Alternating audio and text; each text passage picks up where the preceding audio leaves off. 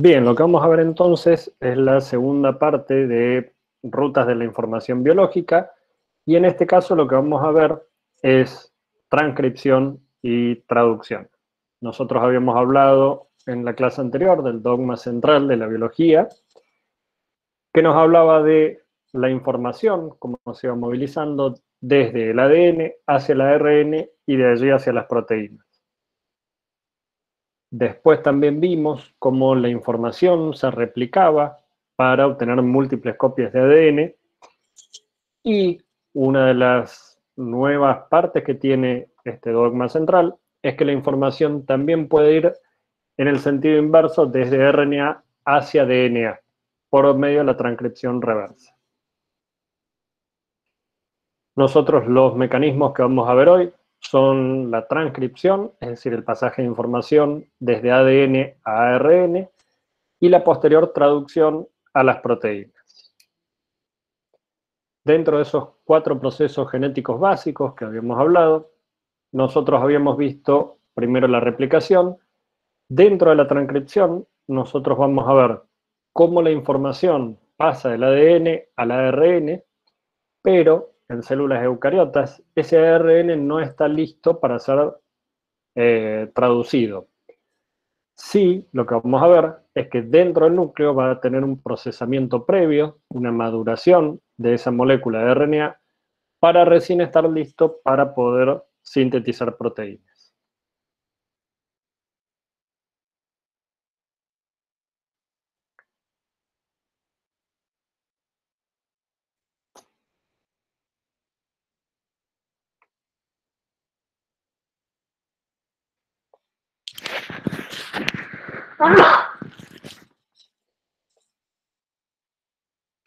Cuando hablamos del concepto de gen, habíamos dicho que era una secuencia completa de ácido nucleico necesaria para la síntesis de un producto génico funcional. Uno normalmente solo piensa en polipéptidos o en proteínas cuando habla de gen, pero también ese fragmento que codifica para una RNA de transferencia o una RNA ribosomal también es un gen. De la misma forma que las regiones que están arriba, es decir, antes de la secuencia codificante, que son las que van a controlar la expresión de ese gen. En 1950, aproximadamente en 1950, se conoció que las proteínas eran arreglos de solo 20 aminoácidos. Esos 20 aminoácidos se podían unir entre ellos en distintas formas, todos respetando el mismo tipo de unión. Esa síntesis se llevaba a cabo en los ribosomas. Desde los 60 ya se conocieron los polisomas y los RNA de transferencia. En el 61, Jacobi y Monod postulan la teoría del mensajero, que es la que vamos a ver hoy, y en el 64 se confirma la información o el intermediario informacional como el RNA mensajero.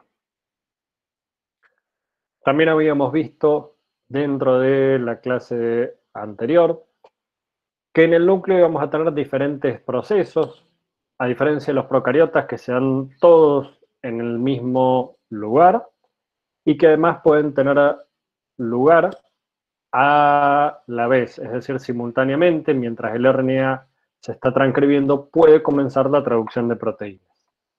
En el caso de las células eucariotas, una vez que se ha transcrito ese RNA primario, tiene que tener un proceso de maduración, salir del núcleo y recién ahí se va a dar la traducción a proteínas.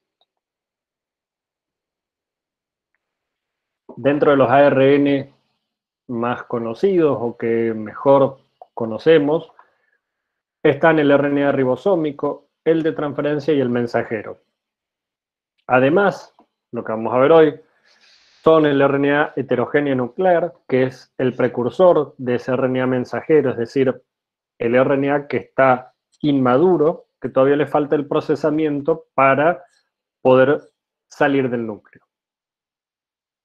Los snRNA, que son RNA nuclear pequeño, y que van a ser los que van a formar parte de ese procesamiento del RNA inmaduro o hnRNA. Los siRNA son RNA cortos de interferencias, son pequeños y que tienen una homología en su secuencia con un gen. Ese gen, cuando esos pequeños RNA de interferencias se unen a él, no son transcriptos, por lo tanto también son muy utilizados en la parte experimental. Y los scRNA son citoplasmáticos pequeños y son, por ejemplo, las unidades 4,5S que van a formar parte de la partícula de reconocimiento al péptido señal que vamos a ver más adelante. En cuanto al mensajero, nosotros ya habíamos visto que era el menos abundante, que es aproximadamente un 10% del RNA total. No tiene estructura secundaria y tiene una alta tasa de recambio, como es quien va a iniciar la traducción de proteínas, y esto va a depender de las necesidades de la célula. Una vez que se terminó de sintetizar la proteína, rápidamente es degradado ese ARN mensajero. Las diferencias que encontramos entre los procariotas y los eucariotas, los RNA mensajeros, por un lado es que en procariotas es policistrónico. ¿Qué quiere decir esto? Que cada RNA mensajero va a codificar o va a tener la secuencia para más de una proteína. En el caso de los eucariotas son monocistrónicos, cada RNA mensajero codifica para una proteína única. Por otro lado, una diferencia importante es el capuchón que tiene en el extremo 5' el eucariota y la cola de poli A.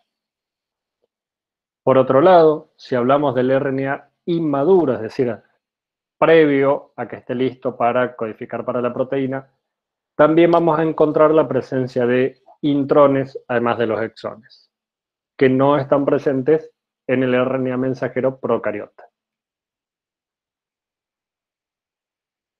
Dentro de la transcripción, nosotros habíamos dicho que era el pasaje de información de ADN a ARN.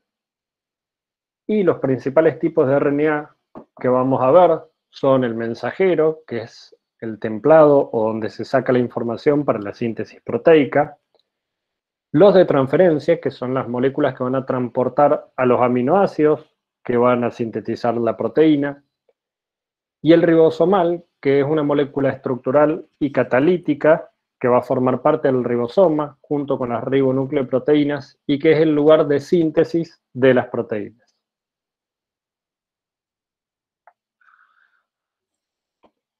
Algunas diferencias que vamos a encontrar entre la transcripción y la replicación son que si bien son reacciones químicas muy similares, es decir, vamos a necesitar una polimerasa que nos vaya leyendo la secuencia y agregando nucleótidos. La primera diferencia es que va a agregar ribonucleótidos y no deoxirribonucleótidos. La segunda diferencia es que puede comenzar a copiar aún sin tener un primer. Otra diferencia es que la RNA polimerasa va a copiar una única hebra. No vamos a tener dos hebras de RNA mensajero, sino que vamos a tener una única hebra. Y por otro lado va a introducir muchos más errores al copiar. Nosotros habíamos visto que gracias a los sistemas de corrección, las polimerasas de ADN introducían 1 por 10 a la 7 errores, es decir, un error cada 10 a la 7 nucleótidos. Y en el caso de las RNA polimerasas van a introducir 1 cada 10 a la 4 nucleótidos. ¿Alguien se anima a decir por qué puede ser esta diferencia?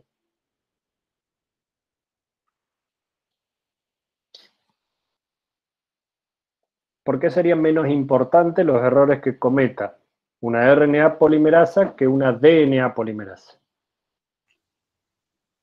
Porque porque si se comete un error después y obtengo una proteína errónea, la puedo degradar y la modificación no es permanente.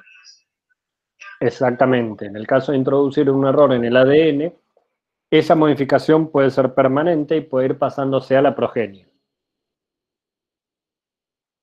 Dentro de la transcripción, del ADN, lo que vamos a ver es que vamos a tener un ataque nucleofílico del oxígeno 3' de la cadena creciente, es decir, el que está en el 3', va a hacer un ataque nucleofílico sobre el fosfato alfa del ribonucleótido que está por entrar. Se libera una molécula de pirofosfato y las moléculas de ARN siempre se van a sintetizar en la dirección 5', 3'.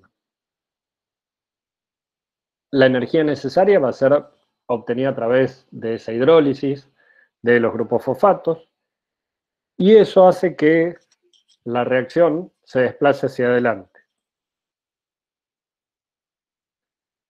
La polimerasa, como decíamos recién, es la encargada de copiar la información del ADN y pasarla a ARN.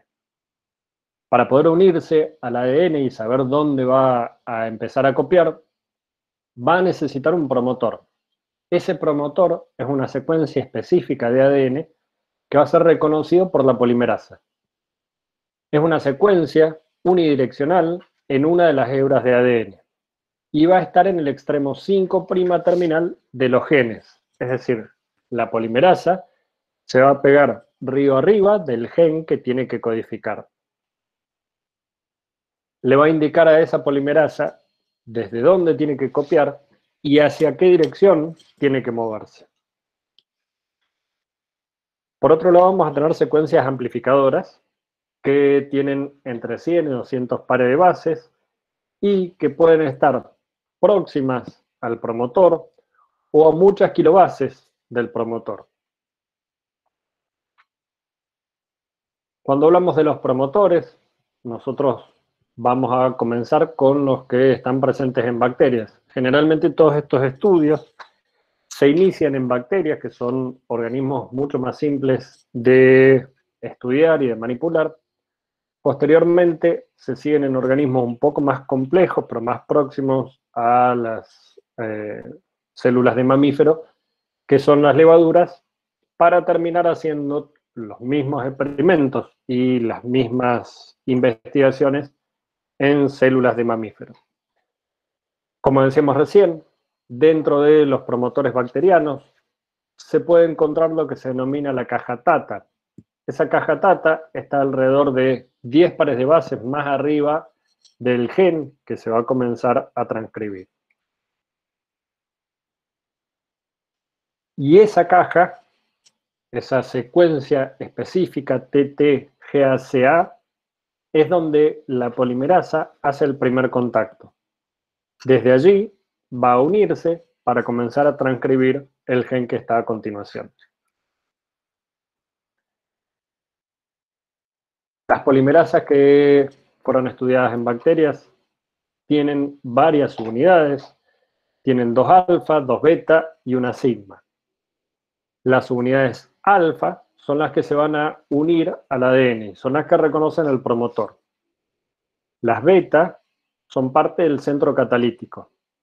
Y la sigma es la que comienza la transcripción, es la que le da la especificidad por el promotor y la que va a permitir que la polimerasa se una establemente al ADN antes de comenzar la polimeración.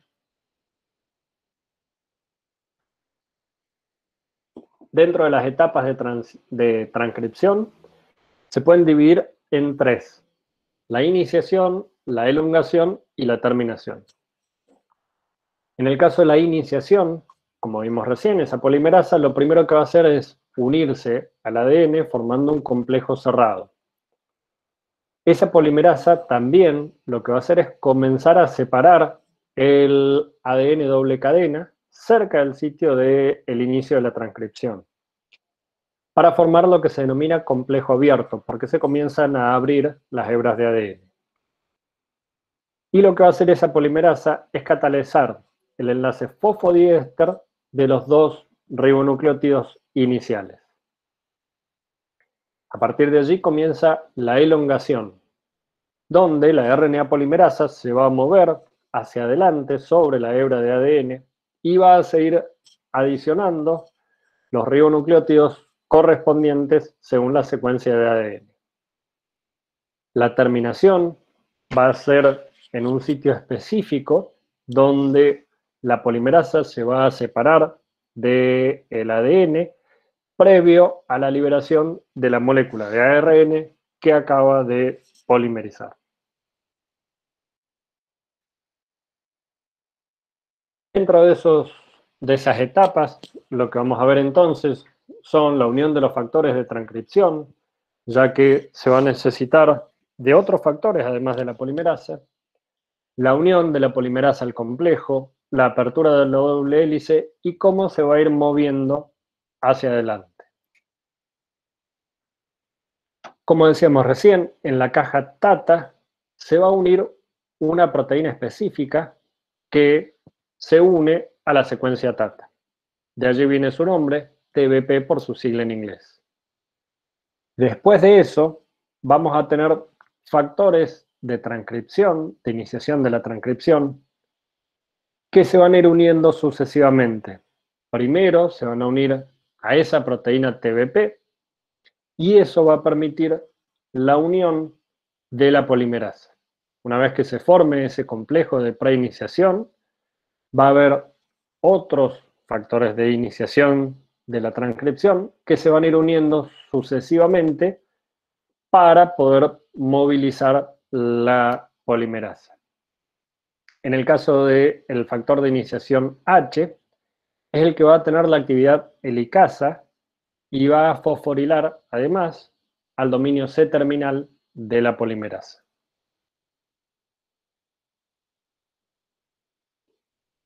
Como decíamos recién, la apertura de la doble hélice va a estar dada por uno de los factores de iniciación y a medida que avanza la polimerización, se va a formar también una burbuja de transcripción.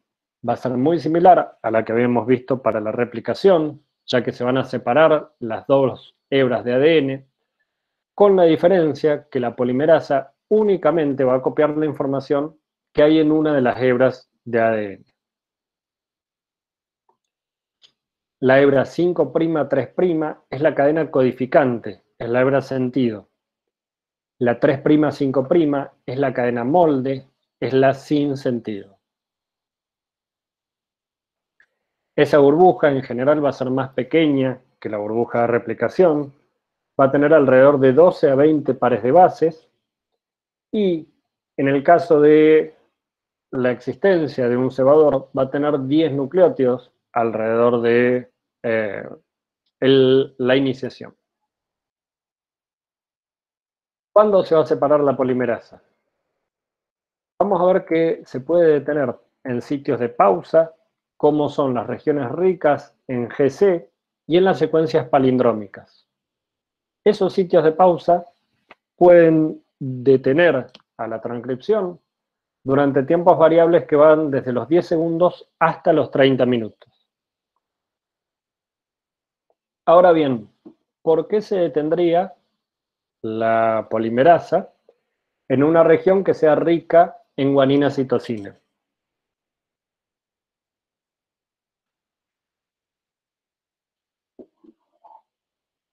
¿Por qué se les ocurre a ustedes que justo en ese tipo de secuencias la polimerasa frena?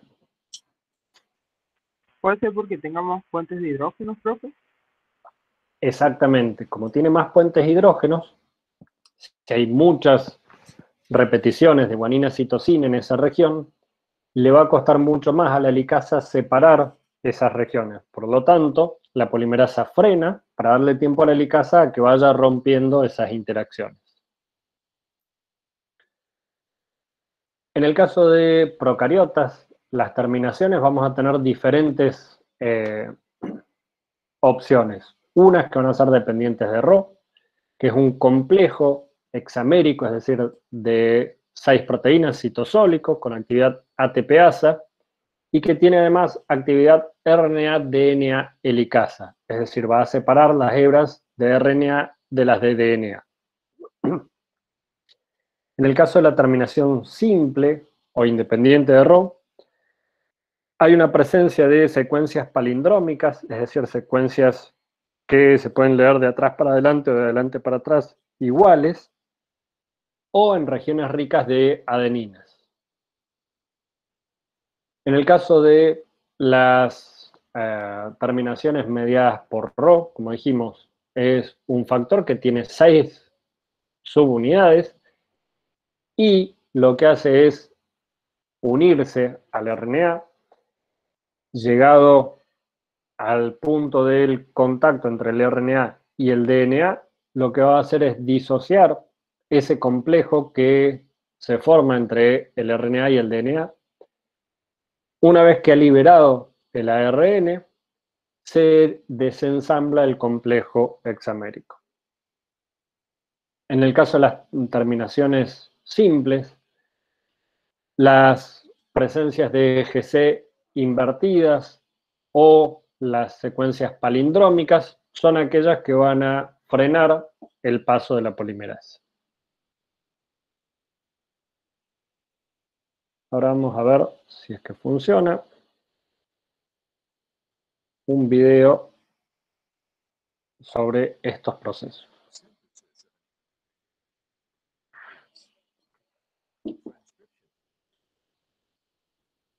En este caso, estamos viendo cómo se inicia la transcripción, donde vamos a tener los coactivadores y los enhancers o mejoradores.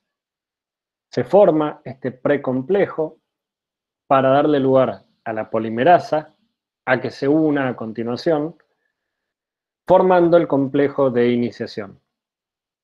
Ese carboxiterminal es el que va a ser fosforilado para ser activado y que comience la síntesis de RNA mensajero. Vamos a tener además unas enzimas que, como vamos a ver después, le van a agregar la 7-metilguanosina. Y después vamos a ver cómo esas proteínas del espleisosoma van a ir cortando la parte no codificante de ese RNA. Se va a sintetizar una cola de poli-A por otras proteínas diferentes.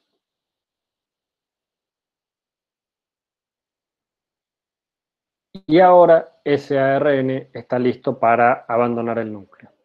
Se pierde las proteínas y vamos a tener los factores que van a colaborar en la traducción de proteínas que vamos a ver al final de la clase.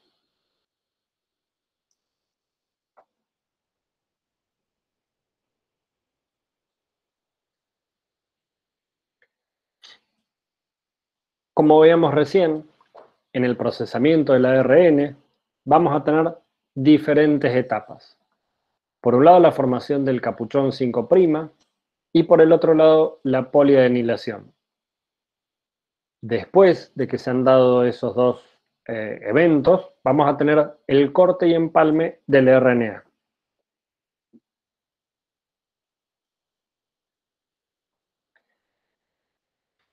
Cuando hablamos del RNA inmaduro, HNRNA o transcripto primario, es el que tiene que ser modificado para estar listo para codificar para una proteína. Lo primero que se le va a agregar es un capuchón 5'. Ese capuchón tiene 7-metilguanosina y a continuación va a venir el corte y la poliadenilación en el extremo 3'. En ese extremo 3', vamos a ver que hay un complejo proteico que es quien va a realizar toda esa adición de las adeninas.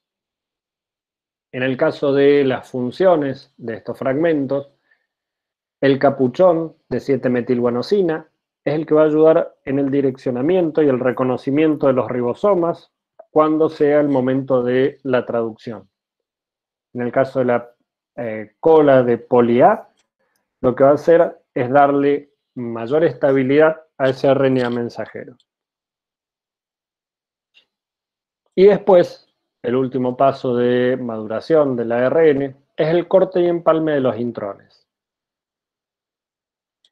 En el caso de el CAP de 7-metilguanosina, va a haber una enzima formadora del capuchón. Esa enzima formadora del capuchón va a eliminar el fosfato 5' del ARN naciente. Recordemos que mientras se está formando el ARN, ya se da ese cambio y ese agregado de 7-metilguanosina. Se elimina el fosfato 5' de ese RNA y la otra subunidad de la enzima le va a transferir la guanosina monofosfato. Después, esa guanosina monofosfato se va a formar el trifosfato de guanosina y el grupo metilo va a ser donado por la S-adenosilmetionina en la posición 7 de esa guanina para formar la 7-metilguanosina. En el caso de el corte y poliadenilación, lo que vamos a necesitar en primer lugar es que ese RNA naciente sea cortado, se va a unir ese complejo que va a darle la última, el agregado de las últimas adeninas, se va a unir y lo primero que va a hacer es cortar el RNA. Una vez que corta en un sitio específico, recién ahí comienza el agregado de la cola de poli A. Vamos a tener una poli A polimerasa, que es la que va a hacer el agregado de las adeninas. Vamos a tener algunos factores, en este caso uno en particular, que es el que tenemos acá en azul, que es el que va a estimular el corte y la poliadenilación. Y los otros, que están en verde y en violeta, son los que van a activar también o van a estimular el corte del ARN. Y finalmente vamos a tener otra proteína que se va a unir a la poliadenina. Como decíamos recién entonces, una vez que se unen en primer lugar los factores de poliadenilación y los de corte, se va a unir posteriormente la poliadenil polimerasa, se va a cortar el ARN y va a comenzar la actividad de la RNA de la poliadenil polimerasa.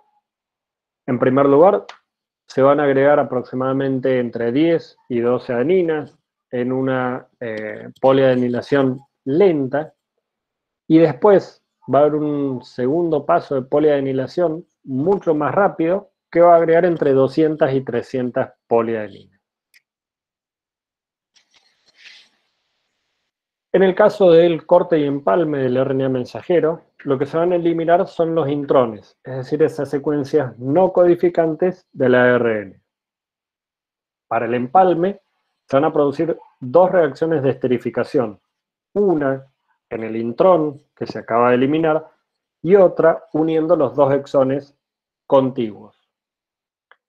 Los RNA cortos nucleares que habíamos visto previamente se van a unir con entre 6 y 10 proteínas para formar las ribonucleoproteínas. Ese complejo se denomina spleisosoma o empalmosoma. Y es quien se va a unir, dentro de ellas hay dos unidades que se van a unir específicamente al RNA y van a reconocer los sitios de corte. Posteriormente se va a dar la transesterificación y el empalme.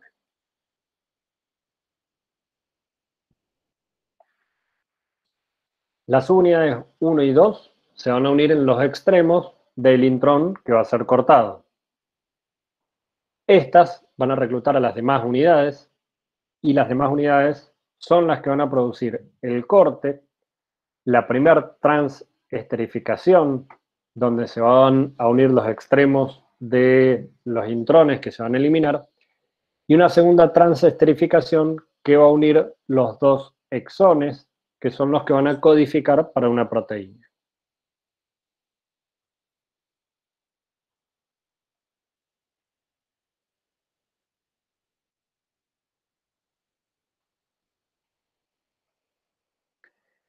En ese punto de ramificación, que está marcado con la letra A, es donde se va a producir el corte.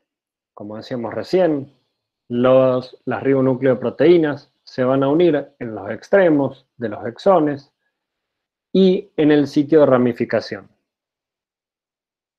Posteriormente, se van a unir los las otras subunidades, la 4, la 5 y la 6.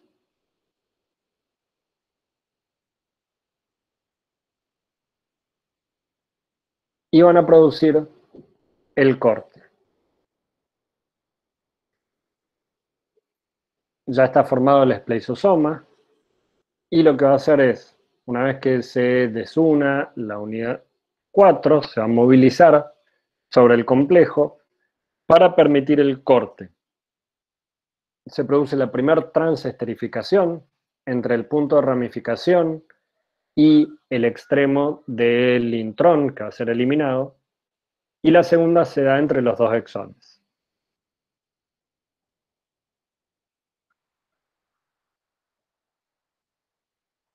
El intrón después es degradado para reutilizar esas bases.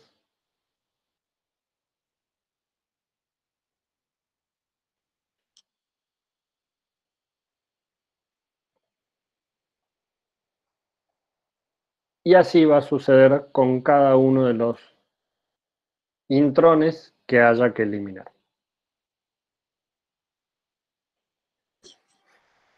Habíamos visto los RNA de transferencia, que va a haber al menos uno por cada aminoácido, y vamos a tener algunas partes muy importantes. El anticodón, que es quien va a reconocer la secuencia del RNA mensajero para unirse, y el brazo del aminoácido, que es quien va a transportar el aminoácido específico para ir agregando en el momento de la traducción.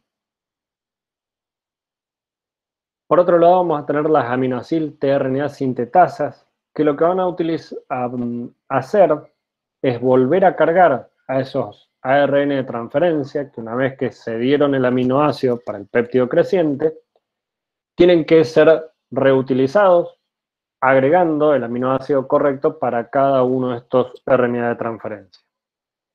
Hay 20 enzimas diferentes, cada una es específica para cada aminoácido, y tienen actividad de proofreading de la misma enzima, es decir, ellos mismos pueden llegar a corregir el agregado incorrecto de un aminoácido sobre un RNA de transferencia erróneo.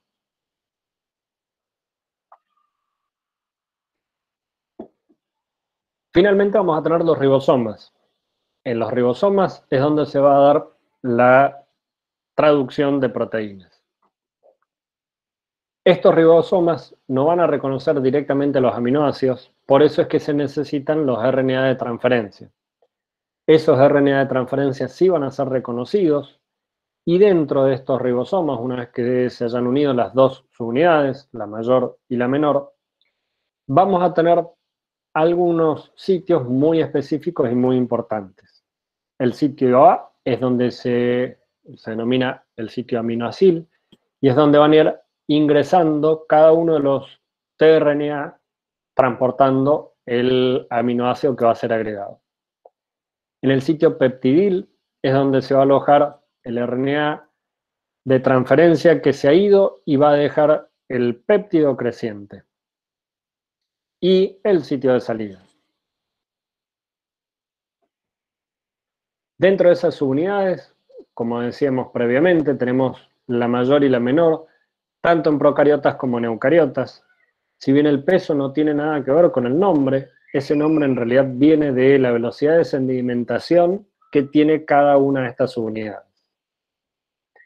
Van a estar compuestas por RNA y además por proteínas.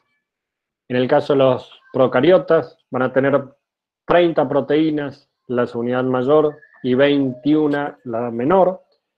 Y en el caso de los eucariotas, 50 la mayor y 33 la menor.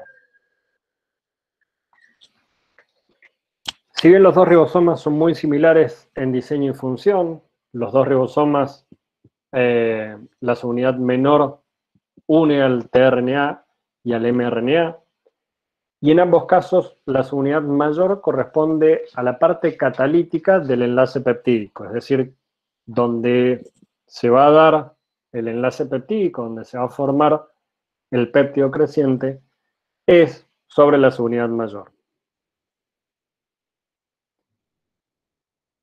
Para que se pueda traducir la información que nosotros teníamos inicialmente en forma de secuencia de bases de ácidos nucleicos, lo que nosotros vamos a tener es un código genético. Ese código genético fue descubierto a comienzos de la década del 60 y lo que nos habla es que va a haber tripletes donde se va a llevar esa información. Esos tripletes, diferentes combinaciones de ellos, nos van a codificar para los diferentes aminoácidos. Dentro de las características del código genético, una de ellas es que es universal, es decir, para todas las especies vamos a tener el mismo código genético, que es en tripletes, es decir, para cada aminoácido la información va a estar en 3 nucleótidos, no solapado. Eso nos quiere decir que no va a haber en un mismo fragmento de RNA mensajero la información para varias proteínas dependiendo desde dónde se comience la traducción. Redundante, no ambiguo y degenerado, lo que vamos a ver es que más de un codón puede codificar para el mismo aminoácido. Pero un aminoácido no puede ser codificado por otros codones. Es decir, a este aminoácido, como es la leucina, lo van a codificar estos 4 tripletes. Pero estos 4 tripletes no pueden codificar para cualquiera de los otros aminoácidos. Es exclusivo de la leucina.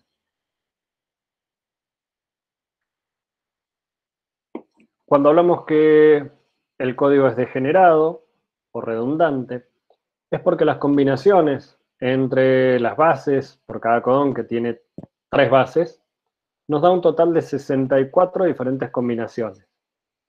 Dentro de esas 64 diferentes combinaciones, si nosotros teníamos 20 aminoácidos, podíamos tener 2 opciones. Una, que haya 44 codones que no codifiquen para aminoácidos, y la otra, que algunos aminoácidos sean codificados por más de un codón.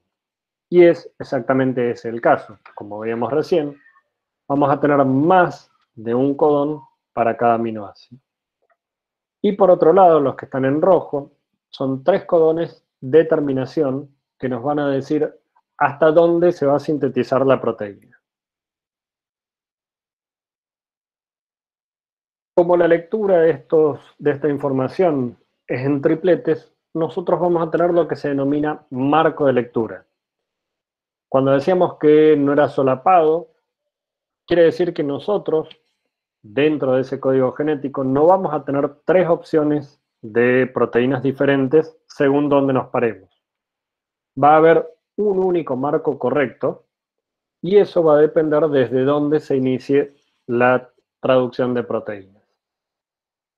En este caso nosotros tenemos la misma secuencia, la misma repetición de bases. Lo único que cambia entre estas 3 opciones es desde dónde se empieza a leer. Si empezamos de la AA-C, vamos a tener una secuencia de aminoácidos. Si nos salteamos la primera A y comenzamos a leer de A3 desde la segunda, vamos a tener otra combinación de aminoácidos. Y si comenzamos a leer desde la C directamente, vamos a tener otra combinación de aminoácidos. Tenemos 3 marcos de lectura posibles, uno solo de ellos es el correcto.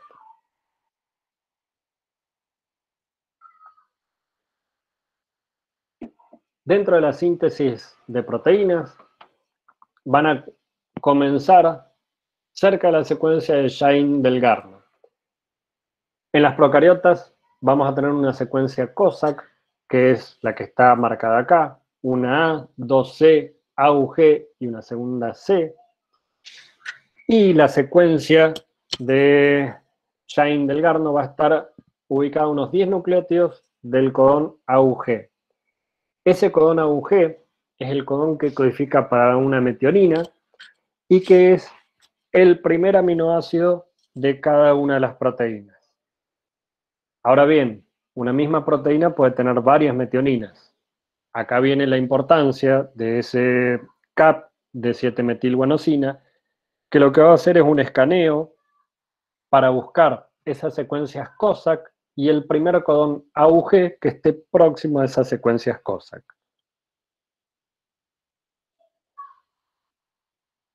La biosíntesis proteica se va a iniciar también con factores de iniciación.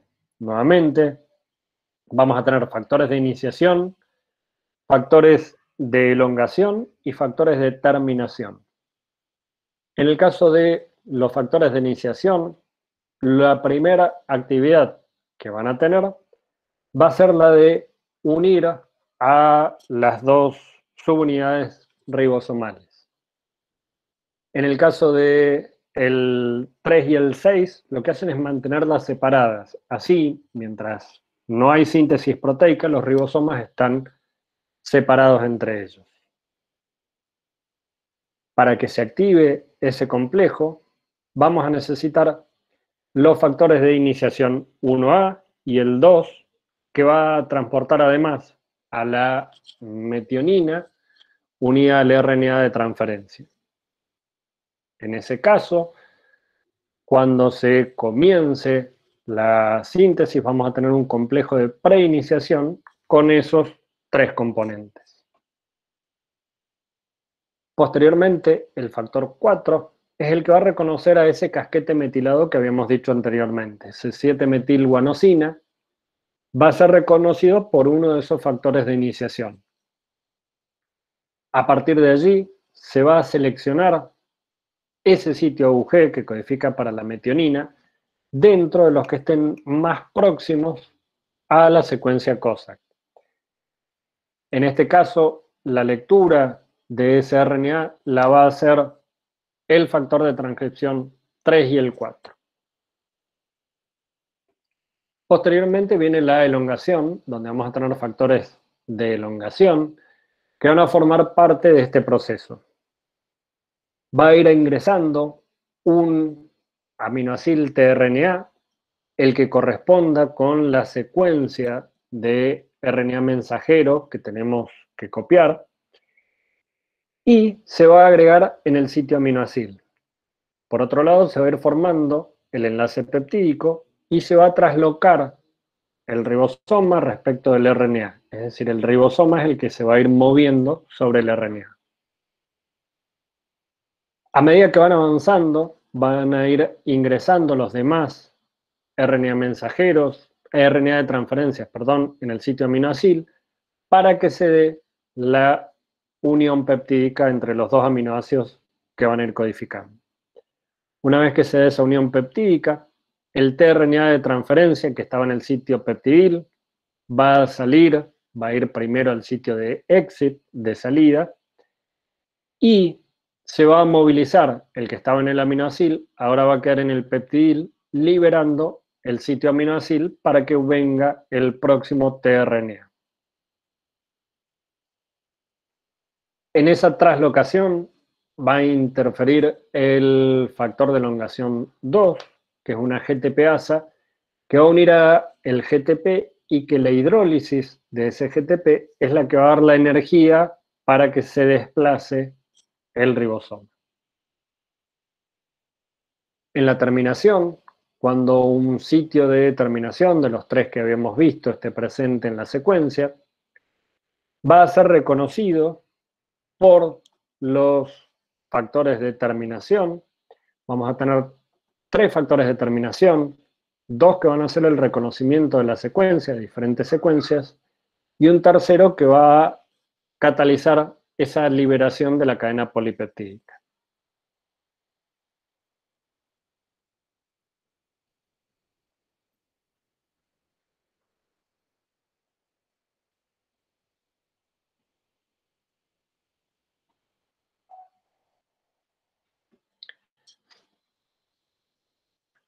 La síntesis proteica, como dijimos antes, se va a llevar a cabo en los ribosomas. Esos ribosomas, que tenían las dos subunidades, van a ir leyendo el RNA mensajero hasta encontrar un AUG. Allí va a venir el primer tRNA con la metionina, y eso va a permitir la unión de la subunidad mayor. El segundo tRNA, por complementariedad de bases, se va a reconocer, y la subunidad catalítica se va a dar la unión peptídica. se moviliza al sitio peptidil para liberar el aminoácido. Se da la unión peptídica y se van liberando los RNA de transferencia que han descargado su aminoácido correspondiente. Una vez que se termina la síntesis proteica, las subunidades ribosomales se desensamblan y la proteína es liberada.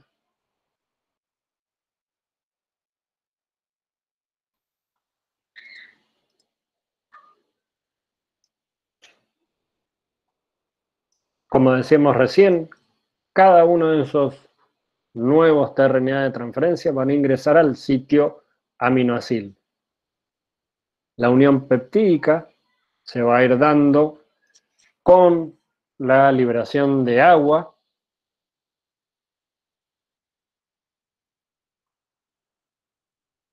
y se va a ir liberando el sitio aminoácido. Se va a desplazar el ribosoma. En el sitio de salida se va a ir el RNA de transferencia vacío.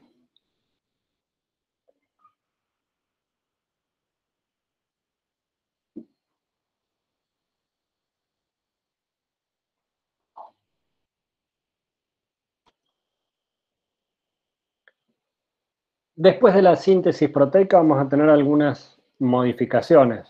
Algunas van a ser cotraduccionales, es decir, mientras sea la traducción proteica, y otras van a ser posttraduccionales. En el caso de las cotraduccionales, los residuos, es decir, los aminoácidos que están más cerca del N-terminal, van a ir saliendo al citosol.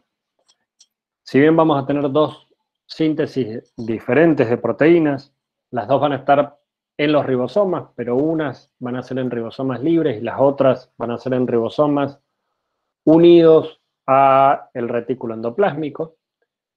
En el caso de los que están en el citosol, a medida que va creciendo la proteína, se va liberando hacia el citosol.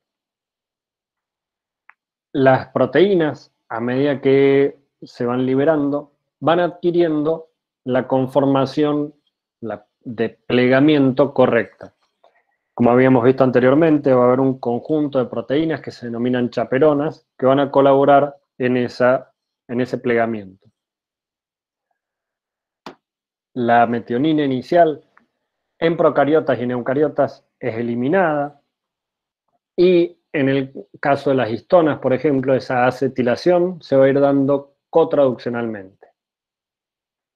Después vamos a tener una serie de modificaciones posttraduccionales que pueden incluir desde el agregado de lípidos, de glúcidos, de más modificaciones dentro de las secuencias aminoácidicas, pero todas esas se van a llevar a cabo en el retículo endoplásmico rugoso o en el complejo de Golgi.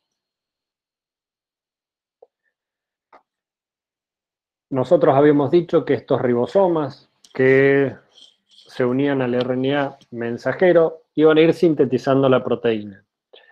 Lo que normalmente sucede es que más de un ribosoma se va uniendo al RNA mensajero. Como ese RNA mensajero rápidamente es degradado, es muy inestable, los ribosomas se van uniendo en diferentes etapas. Una vez que se une el primer ribosoma, se va a desplazar sobre el RNA mensajero y va a liberar el sitio de iniciación. Allí se va a unir otro ribosoma y así sucesivamente hasta sintetizar varias copias de la proteína a partir del mismo RNA mensajero. Ahora bien, ¿para qué o por qué una célula puede querer sintetizar proteínas? ¿Por qué sintetiza proteínas una célula?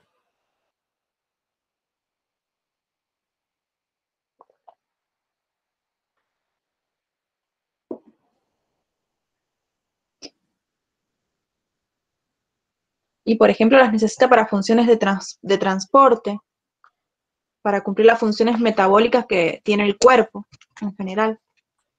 Exactamente, lo va a hacer respondiendo a una necesidad fisiológica, ya sea por un estímulo interno o por un estímulo externo. Si la célula está por dividirse, va a necesitar ciertas proteínas. Si cambia la fuente de energía o hay un proceso de renovación, va a sintetizar determinadas proteínas, otras necesarias para el movimiento. Si llega a venir una bacteria patógena, también va a necesitar de proteínas específicas. Entonces, ante estímulos, va a sintetizar proteínas. En el caso de las bacterias, la síntesis de proteínas, que se denomina control génico o control de la expresión génica, le va a permitir a la bacteria ajustarse a las condiciones ambientales. De esa forma va a optimizar su crecimiento en función de las necesidades, ya sea cambios de temperatura, cambios de fuentes de carbono o cambios de humedad, y eso le va a permitir a la bacteria movilizarse. En el caso de los organismos multicelulares, hay muchos otros cambios que van a producir los cambios en la expresión génica. El mayor de todos, el más importante, es en el desarrollo embriológico. Nosotros tenemos que pensar que para que se desarrolle un embrión de cualquier tipo de organismo multicelular, se va a partir de dos células. Esas dos células se van a ir dividiendo sucesivamente, pero esas dos células iniciales son iguales entre ellas. Son lo que se denominan células pluripotentes. Una vez que se van dividiendo, comienzan a diferenciarse. Nosotros vamos a tener dentro de un mismo organismo una neurona, cuyo tamaño es muy grande, y un linfocito. Estas dos células pertenecen al mismo organismo, tienen exactamente la misma composición genética, es decir, tienen los mismos genes, codifican para las mismas proteínas, pero claramente la morfología y las funciones son muy diferentes. Esto es porque en un momento dado de su desarrollo se activaron algunos genes y otros se apagaron. De esa forma se sintetizaron determinadas proteínas en uno, otras en el otro, que permitieron esa diferenciación celular. Una vez que esas células se han diferenciado, que las células pluripotentes se han diferenciado a una neurona o a un linfocito, después ese cambio no puede ser revertido. Esta neurona no puede volver a formar una célula pluripotente y pasar a formar un linfocito. Estos cambios son irreversibles y van a afectar a todo el organismo. En las células nosotros normalmente tenemos procesos que son comunes para todas las células. Por lo tanto, la composición proteica que se encarga de ese tipo de procesos tiene que ser la misma. Otras van a ser encontradas, otras proteínas, en un único tipo celular. La hemoglobina, por ejemplo, está únicamente expresada en los glóbulos rojos. Nosotros no vamos a tener hemoglobina en una célula epitelial, por ejemplo. De los 25.000 genes, las células en un momento determinado expresan entre el 30 y el 60% de esos genes, pero las diferencias entre los RNA mensajeros son mucho menores. Por lo que decíamos previamente, esos RNA mensajeros son muy inestables, se degradan con facilidad y tienen una alta tasa de recambio. Y como dijimos también, a pesar de esas diferencias muy sutiles, las células tienen una amplia variabilidad proteica.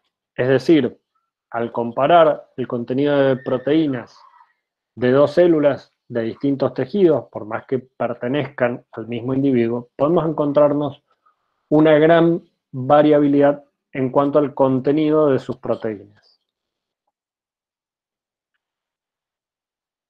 Dentro de los puntos de la expresión génica donde se van a controlar, vamos a tener el primer control, que es a nivel transcripcional. Nosotros vamos a tener secuencias promotoras, como habíamos visto anteriormente, y esas secuencias promotoras pueden ser activadas o inactivadas. Vamos a tener inductores de la transcripción o inhibidores de la transcripción. De esa forma, nosotros vamos a controlar que nuestro ADN no llegue a formar RNA. Simplemente, lo que la célula siempre trata de hacer es optimizar la energía. Si no necesita que se forme una proteína, directamente va a frenar ese proceso en el inicio, en la transcripción. Si comenzó la transcripción, va a haber un control en el procesamiento.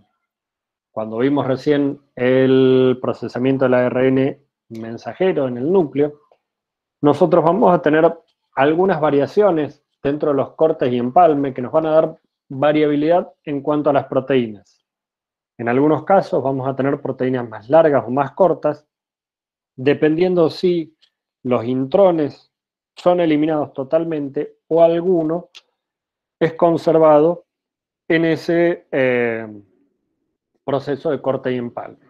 En esos procesos, generalmente, van a influir algunos factores que se van a unir específicamente a las regiones de los intrones para evitar que sean eliminados.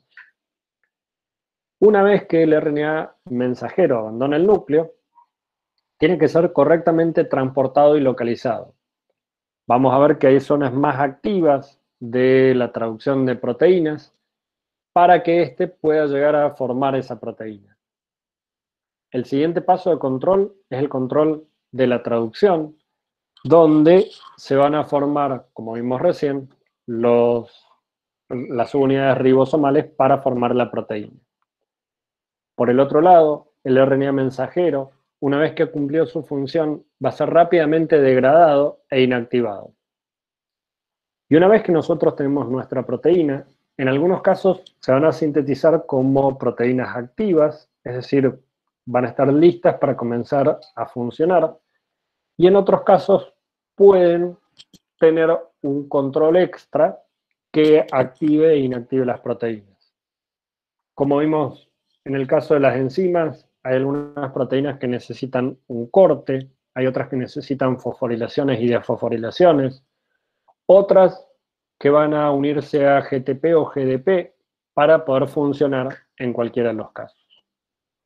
Todos estos procesos los vamos a ver más adelante en detalle en biología celular y molecular.